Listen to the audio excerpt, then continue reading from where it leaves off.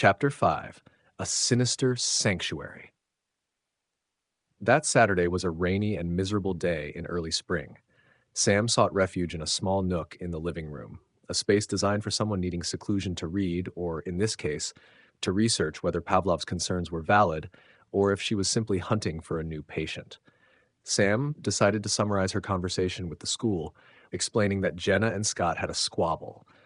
Ben had no other outlets to learn more, as they didn't have much connection with the community.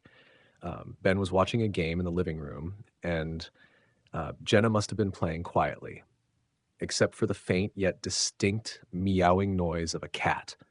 Either Jenna was really good at mimicking it, or the meows were indeed coming from a feline. Outside, further down across the rear wall, under the relentless rain, 3 newborn kittens lay shivering, their tiny bodies drenched and fragile. They huddled together, seeking solace in each other's presence, their faint cries mingling with the rhythm of the storm. Their mother must have been away hunting or had abandoned them under a barrel planter, which offered them too little protection. "Hey, Ben, Jenna, you want to come save some little kittens with me?" Sam called out. Ben and Jenna joined Sam at the window, spying on their new 4-legged tenants.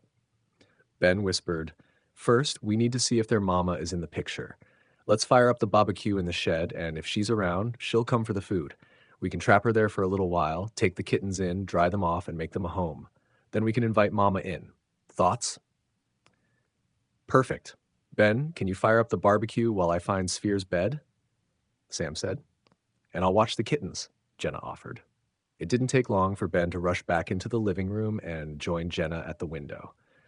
"Can you see her?" he asked, holding the remote control for the shed door, which he lowered to just above the ground so only a cat could crawl in. He whispered, "I put some chicken on the floor for her to eat." "Look, Daddy, she's here, going for the food." "Ben, how's it going?" Sam shouted from upstairs. "We're about to trap her in," he called back. "Then can you come up? I could use some help here." Jenna was jumping higher and higher on the couch. "Look, Daddy, look, she's in!" Jenna exclaimed. Ben shut the gate and rushed upstairs to help Sam. "Oh, good, you're here. I think the cat bed is stuck under that box. Can you please lift the box so I can pull it out without making a mess? Don't you think the smell of another cat would irritate them, especially considering was male?" Sam ripped the bag open. "I had it steam cleaned after he died. We're good." "Of course you did." Ben picked up the bed and dropped it down the ladder. "We need to move quickly before the cat gets too agitated," he suggested, climbing down. The couple walked outside, where Jenna was hovering over the kittens, holding a wet cushion. She was staring down at the tiny kittens lying lifeless, their fragile forms cold and still.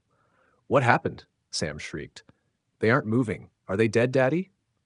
Ben, in a futile act, pushed Jenna behind him to protect her from seeing what she had already seen. "What happened, Jenna? Did you trip over them or something?"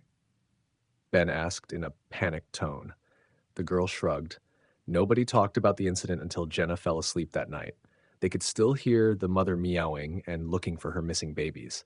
Sleep didn't come easily that night. "What do you think happened out there today?" Ben whispered. "Do you think she did it?" Sam didn't move her gaze from the ceiling. "She says she didn't.